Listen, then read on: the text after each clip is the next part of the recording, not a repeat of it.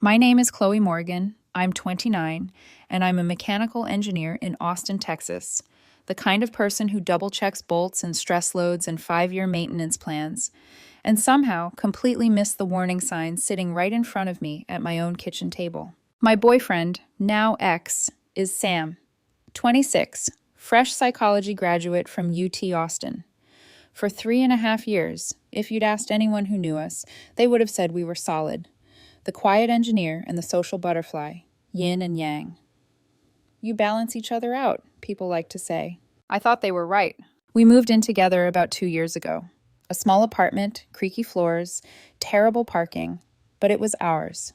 I grew up working class, the kind of household where you show love by showing up, not by saying the perfect thing.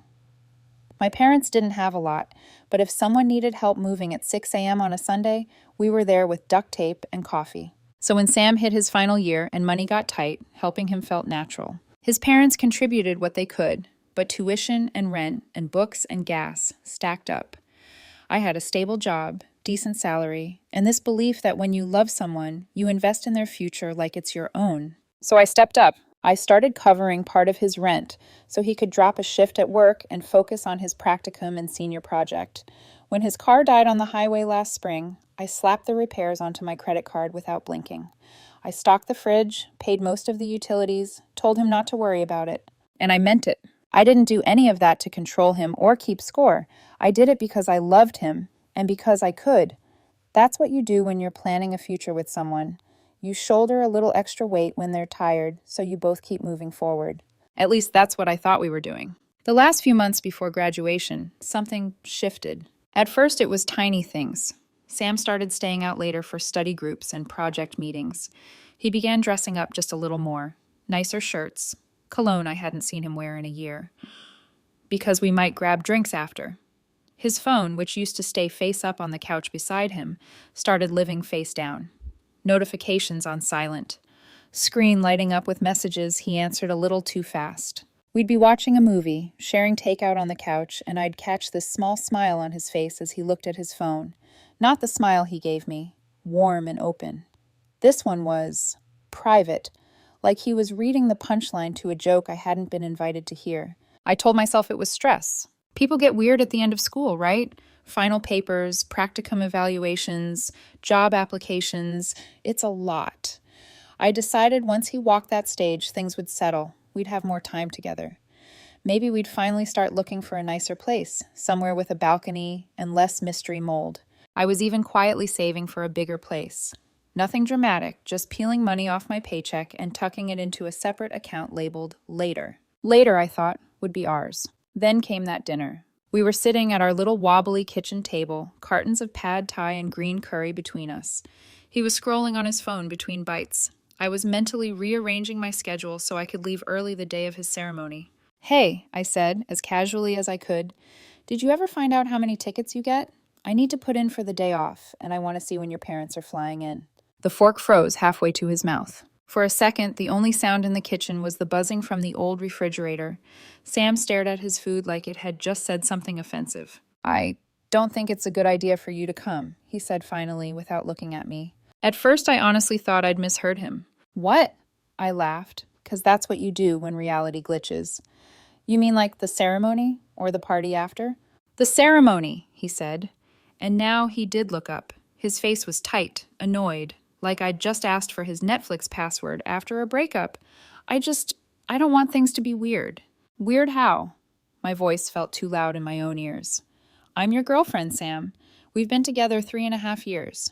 Me being there is the least weird part of this." He sighed, put his fork down, and rubbed his temples like I was giving him a headache. "It'll be awkward with Mara there," he said. "I don't want drama on my day."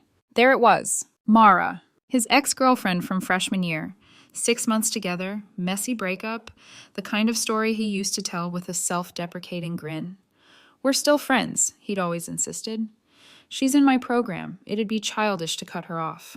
I'd tried so hard to be mature about it, to not be the jealous, insecure girlfriend. When he'd grab coffee with her to catch up, I swallowed whatever I felt and told myself I trusted him. Apparently, I was the only one in the relationship operating on that trust. "I'm sorry. Back up," I said slowly. You don't want me at your graduation because your ex-girlfriend will be there? He rolled his eyes. See? This is exactly what I'm talking about. You're already making it a thing. It's my day, Chloe. I don't want drama. We're all adults. We're all in the same program. It doesn't have to be a big deal. No, he didn't want it to be a big deal. He wanted his ex there, front and center, and he didn't want to deal with the discomfort of introducing his girlfriend to her. In that moment, the room did this strange thing where it felt both too small and miles wide. Every late night, every secretive smile at his phone, every study group outfit clicked into place like parts of a machine I should have inspected months ago. I could have yelled, I could have thrown my fork, demanded explanations, scrolled through his phone, demanded he choose me or her. Instead, I just stopped. I looked at him, really looked at him. The man I'd been helping through school, the one whose car repairs lived on my credit card, the one I'd been quietly saving a future for. And I realized I was not invited to his big day because my presence might make things awkward with his ex. My chest hurt, but my voice came out calm. Got it, I said. You're right. You deserve a drama-free day. He relaxed slightly, misreading me completely. Exactly, I stood up, pulled my hoodie off the back of the chair, and slipped it on. Chloe, come on, don't sulk. I'm not sulking, I said. I'm leaving. The look on his face then, that flash of confusion sliding into irritation, told me everything I needed to know about where I ranked in his priorities. He said my name like he might follow it with some grand explanation, some justification that would make all this make sense. I didn't wait for it. I grabbed my keys, my bag, and walked out. I drove to my coworker Eli's place on autopilot. When he opened the door and saw my overnight bag and my face, he didn't ask dumb questions. He just stepped aside. Later, sitting on his couch with a cheap beer in my hand, I told him the story. Every detail. The no drama, the ex, the uninvitation. That's cold, he said finally, like Arctic. He didn't tell me to go back and talk it out. He didn't tell me I was overreacting. He just let me sit there while the reality sank in. The next morning, while Sam was at class, I went back to the apartment. It felt like walking into a crime scene after the body's been removed. Everything looked the same. The half-dead plant on the windowsill, the crooked poster, the hoodie of his hanging on the back of the chair where I'd left mine. I didn't take everything. Just a duffel bag worth of clothes, my laptop, toiletries. Enough for a few weeks while I figured things out. I took my key off my ring and set it on the kitchen counter. For a second, I just stood there, staring at the grooves on the metal, remembering the first time he'd pressed it into my palm and said, "Welcome home." I grabbed a sticky note from the fridge, wrote, "Hope your graduation goes well. Chloe." Stuck it beside the key. That was it. No long letter, no list of grievances, just absence. Over the next few days, my phone buzzed constantly. "You're being ridiculous. It's literally just one day. Why do you always make things about you? You're going to regret this, Chloe." Not once did he say, "I get why that hurt," or "I'm sorry I put my ex's comfort over yours." Not once did he mention Mara by name. Apparently, the real issue wasn't that he'd uninvited his girlfriend from his graduation for his ex. It was that I'd had feelings about it. I didn't respond to any of it. Graduation day came. I worked overtime, took an extra shift no one wanted, spent the day double-checking design specs for a project I didn't even care about. Anything to keep my hands busy so my brain wouldn't drift to that stadium, that stage, that empty seat where I should have been. That night, against my better judgment, I opened social media. His face was the first thing I saw. Sam in his cap and gown, grinning. And right beside him, arms slid comfortably around his waist, was Mara. Beautiful, polished, the perfect psychology program power couple. The caption read, "Couldn't have done it without you." My stomach dropped. This wasn't about avoiding drama. This wasn't about keeping the peace in his program. He just didn't want me there because he wanted her there. I blocked his number that night, deleted our photos. The next day I started running after work, pounding out the anger on the pavement until my lungs burned and my legs shook. I was furious, sure, but underneath the fury, there was this quiet relief. For months I'd been walking on eggshells, telling myself his distance and secretive smiles were just stress, that once he graduated, we'd be okay. Sitting there with my phone in my hand, staring at that photo, I realized I'd been dating someone who would rather erase me than have an awkward conversation with his ex-girlfriend. And I was finally done pretending that was okay. I thought that was the end of our story. But a month later, as I was leaving work, I heard someone call my name in the parking lot. "Chloe!" I turned around. Sam was standing there by the curb like a ghost that hadn't gotten the memo I'd moved on. Dark circles under his eyes, hair a mess, wearing an old, faded, burnt orange UT hoodie. My hoodie, the one I'd forgotten to pack. He shoved his hands into the kangaroo pocket, like he could disappear into it. "Hey," he said, voice small, "we need to talk." My body went rigid before my brain could decide anything. Part of me wanted to keep walking, get into my car, and drive home like I hadn't heard him. Another part of me wanted to scream every word I hadn't let myself say. Instead, I just crossed my arms and waited. "There's a coffee place around the corner," he said. "Can we meet tomorrow, please?" The please sounded like it hurt him. Against my better judgment, or maybe because I needed to see exactly what kind of man he'd chosen to be, I heard myself say, "Fine, 30 minutes, that's it." As I drove away, my heart hammered in my chest, a metronome between past and present. Tomorrow, I'm supposed to sit across from the man who uninvited me from his life for the sake of his ex-girlfriend, and listen to whatever story he thinks will fix this. I don't know if I'm going for closure or for proof that I was right to walk away. I picked the coffee shop. Neutral territory. Public, but not too crowded. Somewhere I could walk out of without it turning into a scene. I got there 10 minutes early and ordered a black coffee just to have something to do with my hands. I chose a small table in the corner, back to the wall, facing the door. Old habit. My dad always said, "Sit where you can see who's coming." Sam was supposed to be there at 3. He walked in at 3:20. He spotted me immediately, gave a nervous half smile, and made his way over like he was walking into an exam he hadn't studied for. "Hey," he said, shrugging off my hoodie like it belonged to him. "Sorry I'm late. Traffic was—" "Sam," I cut in. "You asked me here. Don't start with excuses." He winced and sank into the chair opposite me. There he was, the man I'd loved, sitting across from me like a stranger wearing his face. It was surreal. Same brown eyes, same faint scar on his chin from when he'd tried to show off doing a skateboarding trick, but the warmth I'd always associated with him wasn't there. He took a breath. "Okay," he said, "you're right, no excuses." For a second, I thought he might actually take responsibility. Then he opened his mouth. "I've been processing everything," he began, "with graduation and my program and, my attachment patterns." "Sam," I said again, more sharply this time, "just say what you need to say." He swallowed and looked down at his hands. "I know I made mistakes," he said. "Plural, mistakes. I handled things badly with you, and I should have communicated better. Not I betrayed you. Not I excluded you to be with my ex." He'd chosen the safest possible word and wrapped it in therapy language like bubble wrap. "Which mistakes are you talking about?" I asked. "Uninviting your girlfriend from your graduation so your ex-girlfriend wouldn't be uncomfortable? Or the part where you posed with her in your cap and gown and wrote, 'Couldn't have done it without you,' like I'd never existed?" His jaw tightened. "I didn't invite you because I knew if you were there with Mara, it would turn into a thing," he said. "We had to work together on our senior project. I didn't want drama in the program. I was trying to keep things clean." I stared at him. "You took the drama," I said quietly, "and put it inside me." He frowned. "What?" "You didn't want to deal with uncomfortable feelings," I said. "So you outsourced them. To me. You'd rather I sit at home and swallow everything alone than risk feeling awkward for 10 minutes around your ex." He flinched like I'd slapped him, but he didn't deny it.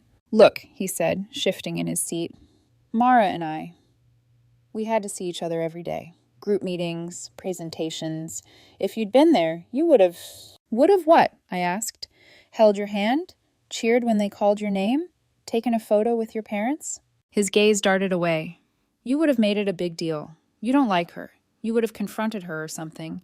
And then it's this whole thing where everyone's talking and I didn't want that." There it was. In his head, he'd written a whole script where I was the jealous, unhinged girlfriend who couldn't handle that he had stayed friends with his ex. A script that justified cutting me out. I leaned back, my coffee going cold between my hands. "Did anything happen between you and Mara?" I asked finally. He hesitated. It was tiny, barely a pause, but after 3.5 years together, I saw it. A hairline crack in his composure. "No," he said. Then he blinked. "I mean, not at first." My stomach clenched. "Try again," I said. He exhaled, rubbed the bridge of his nose like this was hard for him. "We kissed once," he said, "at the graduation party. It didn't mean anything, Chloe. It just happened." There it was, the invisible line between emotional cheating and technical cheating that people like to dance on until someone turns the lights on. I let the words sit between us for a second. One kiss, I repeated slowly. At the graduation party. Yes, he said quickly. Just one. Late, after most people left, and we were just talking, and there were drinks, and I wasn't there, I finished for him, because you uninvited me, for her. He shut his mouth. It was like the air got heavier. So let me get this straight, I said, my voice unnervingly calm even to my own ears. You didn't want me at your graduation because it would be awkward with your ex-girlfriend there. Then you went to a party with her after. Then you kissed her. Then you posted a photo of you two together with a heart, talking about how you couldn't have done it without her. And now you're sitting here calling that a mistake, like you tripped and fell and your mouth just landed on hers. His eyes shone, and for a second I thought he might cry. I was confused, he said. She and I have history, okay? We'd been working together every day, and she was being really supportive about school and my anxiety and stuff. You'd been so distant, and I didn't know where we stood. I moved out, I cut in, after you told me I wasn't welcome at your graduation. That's the distance you're talking about. He pressed his lips together. I'm just saying I wasn't thinking clearly, he said. I was under a lot of stress. It wasn't like I planned to replace you with her. I made a bad call. I know that now. That's why I wanted to talk. I miss you, Chloe. I miss us. I've been seeing a counselor. I've been working on myself. I get now that I have avoidant tendencies and I self-sabotage, and I want another chance to do it right with you. He looked at me, eyes wide, like if he strung enough self-awareness buzzwords together, the door would swing open. What do you miss? I asked. He blinked. What? You say you miss me, I said. What exactly do you miss? He opened his mouth, closed it, opened it again. I miss, he started, then faltered. I miss how you always had my back, how I felt safe with you, how you believed in me, how home felt like something I built for you, I said quietly. He fell silent. He hadn't said he missed my laugh or our conversations or the way we could sit in silence and still feel connected. He missed the way I made him feel about himself. I set my cup down. Sam, I said, I believe you're sorry about how your life turned out after you made your choices. I believe you regret the consequences. I don't believe you suddenly respect me. That's not fair, he said, his voice rising. A couple at the next table glanced over. Of course I respect you. You respected me so much you disinvited me from your graduation and kissed your ex, I said, on the same day. Color rose in his cheeks. Why are you being so stubborn? He snapped. People make mistakes, Chloe. Couples work through things. If you really loved me, you'd be willing to try. We can go to counseling together. I held up a hand. Stop, I said. He froze. I did love you, I said. Past tense. I loved you enough to help you through school, to take care of you when you were burnt out, to trust you when you said your ex was just a friend. But love doesn't mean I stay while you erase me from your life in public and call it avoiding drama. He stared at me, breathing hard. You don't get to cheat with your ex and then tell me my refusal to forgive you means I didn't really love you, I said. That's not how this works. His eyes were glossy now, and for a moment he looked so young it hurt. You're throwing away 3.5 years, he whispered. No, I said. You did that when you chose her comfort over my existence. Silence stretched between us. Finally, I stood up. Thank you for being honest about the kiss, I said. But I think we're done here. He grabbed the edge of the table like he needed something solid to hold on to. So that's it? He asked. You're just walking away? I felt the strangest sense of déjà vu. The same question, different angle. Yeah, I said, I am. And I did. A week later, I was at home, my new room in a small rental I'd found through a coworker, when Eli's name popped up on my phone. You got a minute? He asked. Sure, I said, balancing the phone between my shoulder and cheek as I sorted through a pile of mail. Remember how you asked me not to update you on Sam unless it was, actually relevant? My stomach did a tiny lurch. Yeah. Well, Eli said, this is relevant. He told me what his girlfriend had heard from a mutual friend who lived with Mara. Apparently, Mara had been playing chess while Sam thought they were playing house. Her dad ran some kind of consulting firm in Dallas. My dad had connections in corporate HR. Mara had been circling Sam all semester, not because she had suddenly rediscovered her great love for him, but because she wanted an introduction to my father, and, through him, a recommendation for a job with his company. The study sessions, the supportive texts, the "we're such a good team" energy, the graduation photo with the heart. All of it was leverage. Once she got her introduction, once the recommendation email was sent, she ghosted him. Stopped responding to texts, unfriended him, vanished. I leaned against the counter, fingers digging into the edge. You okay? Eli asked. I don't know what I feel, I said honestly. Sad, I guess. For him, for how stupid I was, for all of it. I wanted to say I felt vindicated, that it was satisfying to know the person he'd chosen over me had only ever seen him as a networking opportunity. But the truth was uglier. It just made me tired. Sam hadn't blown up our relationship for great love at first sight. He'd done it for someone who didn't even want him, just his access. And somehow that felt worse. We hung up, and I sat at my small kitchen table in my small temporary home and stared at nothing until my phone buzzed again. This time it was an email from my boss. Subject line, Dallas Project Opportunity. It was a short-term assignment.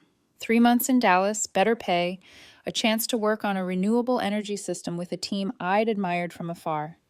My boss said he thought I'd be perfect for it, that it could turn into something long-term if things went well. I read the email twice. 3 months in another city, away from the ghost of my old apartment, the coffee shop where I'd watched my ex rewrite history, the streets where every corner had a memory attached to a man who'd chosen no drama over me. I hit reply. I'm in, I wrote. Tell me when you need me there. The weekend before the move, I stood in my half-packed room, looking at the cardboard boxes labeled kitchen, books, tools. The last light of the day slanted across the floorboards, turning dust motes into glitter. I thought about the girl who'd moved in with Sam 2 years earlier, hopeful and earnest, and convinced that working hard for someone's future guaranteed they'd protect hers. I thought about the woman I was now, holding keys to a different city. Maybe Sam and Mara had both been using people, in their own ways. Maybe they both had to learn the hard way what that cost. But for the first time in months, I wasn't thinking about what they needed to learn. I was thinking about me, about the version of myself who didn't walk on eggshells, who didn't have to wonder what private smile he was hiding in the glow of his phone, who didn't have to beg for a seat at the table on the days that were supposed to belong to both of us. I loaded the last box into my car, closed the trunk, and looked back at the small rental one more time. Then I got in, turned on the engine, and headed toward Dallas. I didn't know it then, but that drive, just me, the open road, and the quiet hum of the highway, was the real beginning of my life without him. When I first drove into Dallas, the skyline looked like a promise I wasn't sure I deserved. 3 months. That's all the temporary assignment was supposed to be. 3 months to help a renewable energy team that had fallen behind schedule. 3 months away from Austin, away from Sam's orbit, away from the shadows of a life I was still untangling myself from. But Dallas, it had other plans. My first week, I felt lighter than I had in a year. I woke up without a knot in my stomach. I took morning runs along the Trinity River, where the sun came up pink and sharp behind the bridges. I started rock climbing at a gym near Deep Ellum. My arms ached every night, but it was the good kind of ache, the kind that reminded me I had a body separate from stress. People noticed it too. Dallas looks good on you, my coworker Mateo said one day, nudging me with his elbow as we walked out of the lab. You smile more here. I hadn't realized I'd stopped smiling in Austin. And then there was Ryan. He wasn't dramatic or charming or loud the way Sam had been. He didn't command a room. He just inhabited it fully, quietly, deliberately. A graphic designer who freelanced for tech companies, he worked from a co-working space across the street from my building. We kept bumping into each other at the same food trucks, the same coffee shops, the same Friday outdoor markets. He talked to me like everything I said mattered. No grand romance at first, just a softness, a steadiness, conversations that felt like exhaling. For the first time in a long time, I wasn't guessing what someone felt. He simply told me. By the end of the 3 months, the Dallas project wasn't temporary anymore. My boss pulled me into his office one morning, handed me a folder, and said, "You're good at this, Chloe. Really good. We want you full-time. Senior engineer. A promotion, a new city, a fresh start." I accepted before he even finished his sentence. Then, 6 months after graduation, Sam's name returned to my screen. An email. Subject line, closure. I almost deleted it unopened. My thumb hovered over the trash icon. But curiosity, or maybe caution, won. I opened it, and instantly wished I hadn't. It was paragraphs, whole scrolls of text, like he'd spilled his entire therapy journal onto the screen. Chloe, the last 6 months have been a journey of self-reflection. I've been seeing a counselor. Mara manipulated me. I realized I had unresolved attachment wounds. He wrote like he was starring in a redemption arc he'd cast himself in. The part about Mara was the longest.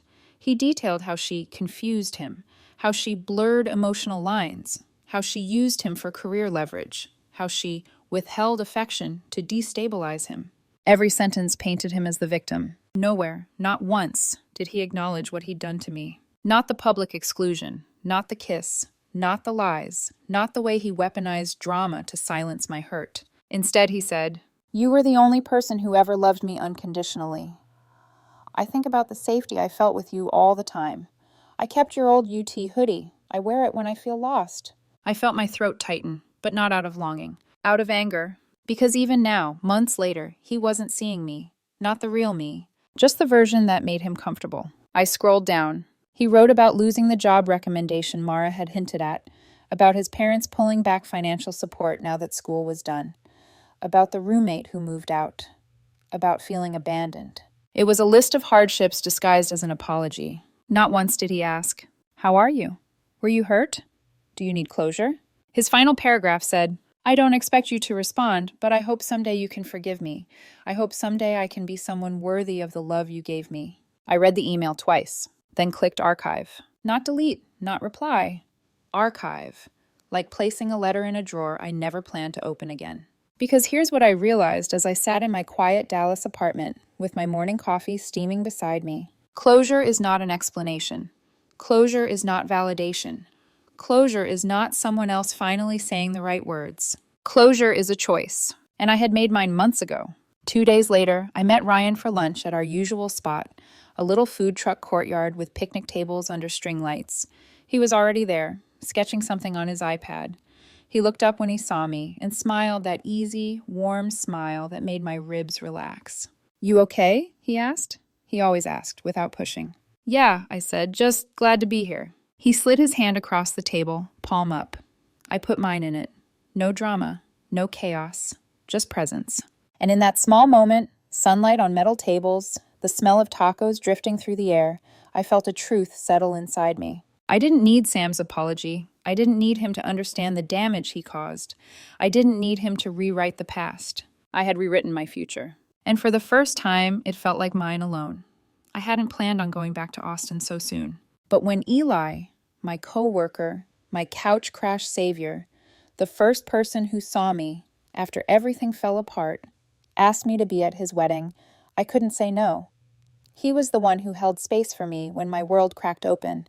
The least I could do was show up for him on the biggest day of his life. Ryan insisted on coming with me. "It's important to you," he said simply. "So it's important to me." No drama, no hesitation, no insecurity, just presence. We drove down on a Friday morning, and as Austin came into view, my chest tightened. Not with longing, but with a strange nostalgia, like visiting a childhood playground after you've grown taller than the swings. The wedding venue was outside the city. Wide oak trees, long wooden tables, lanterns strung above fresh-cut grass. Eli and his fiancée, Sarah, were glowing. So was Ryan. He fit in effortlessly. My old coworkers liked him immediately.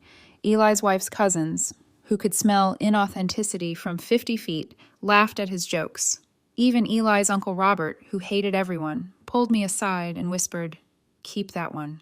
At one point, Ryan was sitting with a group of Eli's friends, animatedly explaining why he preferred pencil sketching over digital drafts, and I caught myself staring at him. He looked at me like he felt me watching, gave a tiny smile, a private one, not the kind Sam used to hide, a smile meant for me, only me. For a moment, I forgot Sam existed.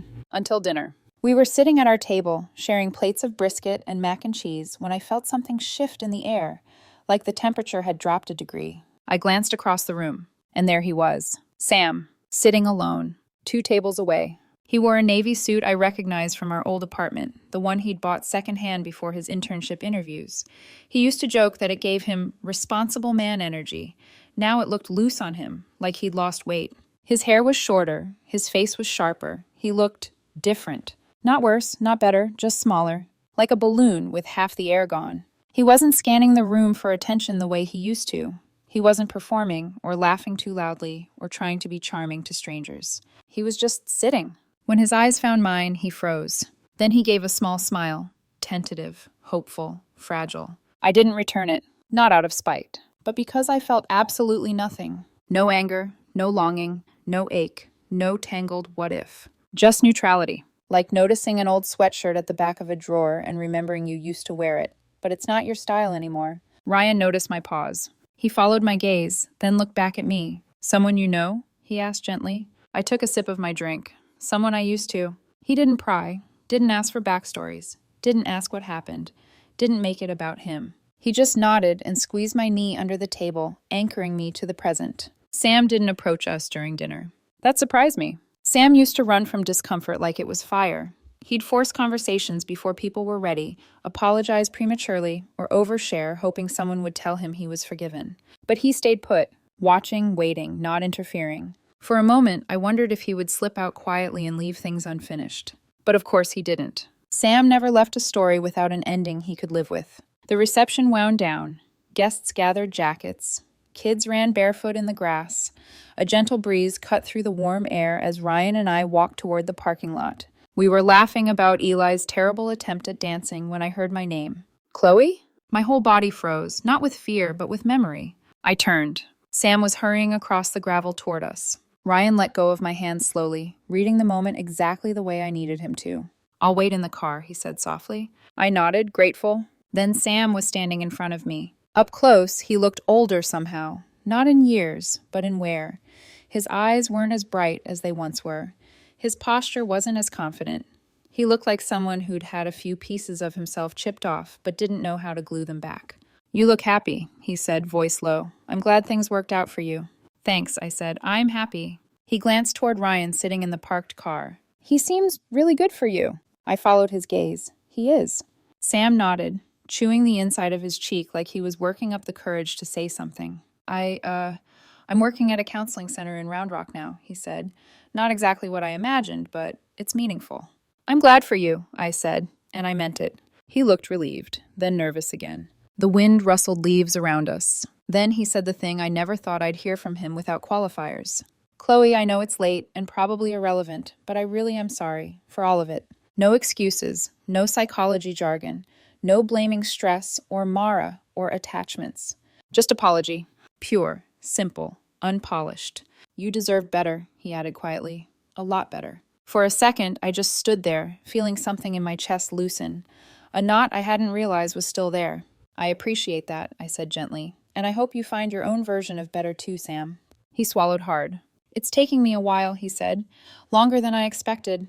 Turns out, figuring out who you are, when you're not trying to be what someone else wants, isn't easy. His eyes flicked to the car, where Ryan was scrolling his phone, not watching us, giving me space. I understood exactly what Sam meant, because for a long time, I had been trying to be what he wanted, and losing myself in the process. I'm working on myself, he finished softly, trying not to make the same mistakes. I nodded. That's good. I started to walk away, and he called after me. Chloe? I turned. Thank you, he said, for everything you did for me. I know I didn't appreciate it when it mattered, but I do now. He looked steady, honest, clear. And for the first time since the day he told me he didn't want drama, I saw the man I once loved and realized I didn't love him anymore. I nodded. Take care of yourself, Sam. Then I walked toward the car, got inside, closed the door. Ryan looked at me softly, searching my face without intruding. You okay? He asked. And I realized I was. Not just okay. Steady, free, whole. Yeah, I said, I'm good. As we pulled out of the gravel lot, the venue lights fading in the rearview mirror, something in me clicked into place. I wasn't running from my past anymore. I wasn't mourning what could have been. I wasn't measuring Sam against Ryan or my old life against my new one. I was simply at peace. The drive back to Dallas was quiet. Ryan rested his hand lightly on my knee as he navigated the dark highway, headlights stretching ahead like a soft ribbon guiding us home. I leaned my forehead against the window, watching the trees slip by in silver blurs. It felt strange, peaceful, almost unreal to realize how calm I was. No anxiety, no replaying the conversation with Sam, no wondering if I'd said enough, too much, or not the right thing. Just quiet. For the first time in years, my heart wasn't carrying the weight of someone else's expectations. About halfway to Dallas, Ryan spoke. You don't have to tell me anything, he said softly, but if you want to, I'm here. I turned to look at him. The dashboard lights painted his face in warm lines. Steady jaw, relaxed expression, eyes soft and open. He wasn't fishing for drama or reassurance. He wasn't insecure or jealous. He wasn't trying to compete with a ghost. He was simply offering space. "I'm okay," I said. "It wasn't what I expected, but I'm okay." He nodded, squeezed my knee gently, and returned his hand to mine. "I'm glad," he said, and he meant it. No pressure, no ownership, just presence. That was all I'd ever needed. When we got back to my apartment, I found myself lingering in the doorway. I stood still for a moment, like someone stepping back into a life they weren't sure they belonged to. But this apartment didn't feel foreign. It felt chosen. My books stacked in uneven towers, my climbing gear piled in the corner, my half-built hobby robot arm on the dining table. The little succulent Ryan bought me sitting stubbornly alive on the windowsill. This was my life now, not an escape, an arrival. I slipped off my shoes, leaving them by the door. Ryan set his keys on the counter and stepped close, placing a hand on my waist in quiet reassurance. "You sure you're all right?" he murmured. I nodded, tears pricking unexpectedly at the corners of my eyes. "Yeah," I whispered. "I think I'm actually free." He kissed my forehead, gentle, warm, grounding. And for the first time in a long time, that word didn't scare me. Later that night, I stepped onto the balcony with a blanket around my shoulders. Dallas hummed beneath me, cars murmuring on distant roads, soft neon glows flickering against buildings, life pulsing in quiet colors. I breathed in deep, then deeper. The conversation with Sam replayed, not in a way that hurt, but in a way that crystallized the truth I had been circling for months. Sam's apology hadn't changed anything. His remorse didn't rewrite the past. His recognition didn't rebuild trust. But it did give me something unexpected, a mirror. I finally saw the version of myself that had walked out of his apartment months ago. Hurting, betrayed, but brave enough to leave someone who'd made me feel optional. Back then, I thought walking away meant failing. Now I understood it was the first choice I'd made for myself. I didn't hear from Sam again. Not a text, not an email, not a late-night apology typed under the influence of nostalgia. And that silence was its own kind of gift. It meant there were no strings left. No doors half open. No emotional residue clinging to the edges of my life. Just clean endings. And clean beginnings. One evening, weeks later, I found his old UT hoodie tucked in the back of a storage bin. The orange logo faded, the sleeves frayed at the cuffs. It used to feel like him. Now it felt like fabric. I folded it neatly and set it aside for donation. Not out of anger, but because it no longer belonged to my story. A month after the wedding, Ryan and I were cooking dinner together. He was chopping vegetables. I was stirring a pot of sauce. Music played softly in the background. Some indie band he liked, something gentle with warm guitar chords. He nudged me lightly with his elbow. "You survived going back," he teased. "Pretty graceful, too." I smiled. Barely. "Seriously, though," he said, voice softening. "Seeing you there, seeing how you handled everything, you're stronger than you give yourself credit for." I swallowed hard because the truth hit me suddenly. I didn't feel strong with Sam. I felt responsible, needed, fixable. With Ryan, I felt strong because he wasn't asking me to carry him. He was standing with me. "Thank you," I said, and I meant it more than I ever had. Later that night, as I lay in bed, something surprising washed over me. Gratitude. Not for the pain, not for the betrayal, not for the heartbreak, but for the clarity. Sam had taught me what love wasn't, so I could finally see what love could be. And in the soft darkness of that quiet Dallas bedroom, I realized I wasn't angry anymore, not resentful, not wounded, not even nostalgic. Just whole and happy. Truly, quietly, deeply happy. 3 years ago, if someone had told me my boyfriend would cheat on me with his ex-girlfriend, and that I would one day sit in a wedding parking lot thanking him for the closure he finally gave, and that I would end up in a new city, with a new life, holding hands with someone who treated me with respect instead of convenience, I would have told them they were insane. But life has a way of breaking you open so you can rebuild stronger. Walking away wasn't the end of my story. It was the first chapter. As I drifted to sleep, Ryan's arm warm around my waist, I realized one final truth. Sometimes walking away isn't losing. It's finally choosing yourself. And that, I realized, was worth everything I'd walked away from.